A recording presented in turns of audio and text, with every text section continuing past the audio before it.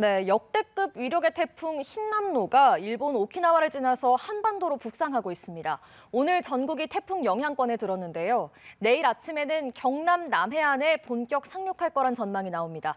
태풍 흰남노의 위력과 북상 상황을 기상청 이광현 예보분석관과 화상으로 연결해서 자세히 알아보겠습니다. 네, 예보분석관님 나와 계십니까?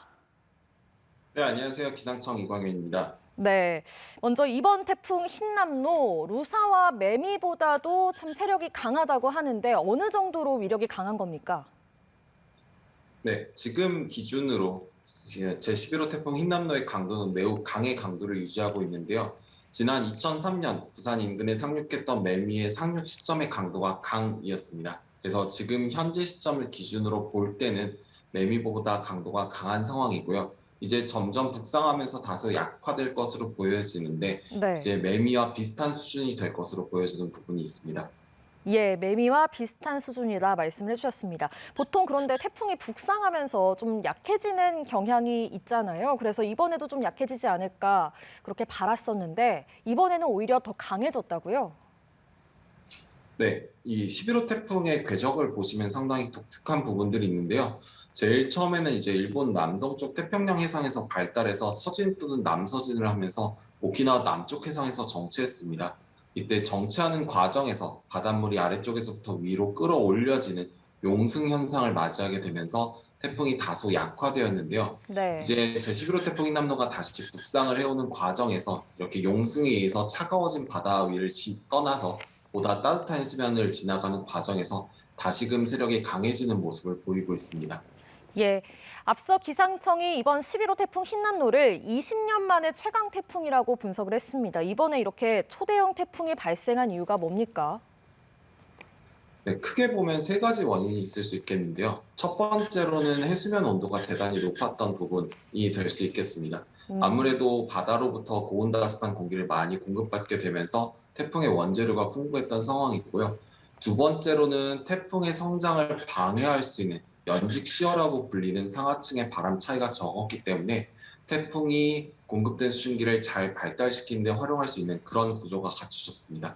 마지막으로는 상층 발산이라는 즉 태풍이 성장하는 데 필수적으로 요구되는 것들이 원활히 잘 나타났기 때문에 이렇게 강하게 발달할 수 있었던 것으로 분석됩니다. 네, 알겠습니다. 앞서 오늘 전국이 태풍의 영향권에 들었다는 소식 전해드렸는데요. 지금 이 태풍 어디쯤 와 있습니까? 네, 오늘 아침 6시 기준으로 살펴보면 지금 제11호 태풍 흰남노는 제주 서귀포 남남서쪽 약 480km 부근 해상에서 21km의 속도로 북진하고 있습니다.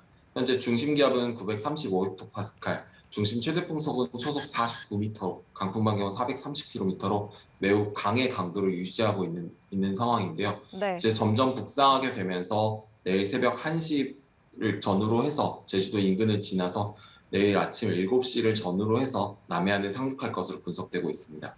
네, 특히 제주와 남해안은 폭풍 해일 우려가 또 큰 상황이잖아요. 네, 맞습니다. 아무래도 태풍에 동반된 강한 바람과 태풍이 끌어올린 수면 그리고 천문조가 더해지면서 해수면이 많이 높아질 것으로 예상이 되고 있는데요. 이미 제주도 남쪽 먼바다 같은 경우는 아직 태풍이 저 서귀포 남서쪽 480km 부근 해상에 위치하고 있음에도 불구하고 물결이 7m가 넘게 있는 대단히 높은 물결을 기록하고 있는 상황입니다. 이러한 상황은 태풍이 계속해서 북동진해 오면서 점점 더 악화될 것으로 보여지는데요. 이제 지역에 따라 만조 시간이 태풍의 최근 접시 시점과 겹치는 곳을 중심으로는 네. 폭풍우로 인한 큰 피해가 나타날 가능성이 높다라고 말씀드릴 수 있겠습니다. 예, 알겠습니다. 제주와 남해안도 그렇고요. 또 수도권과 강원 영서 중북부, 충남권에도 강한 비가 내릴 거라고 하더라고요. 어느 지역에 가장 폭우가 많이 내릴까요?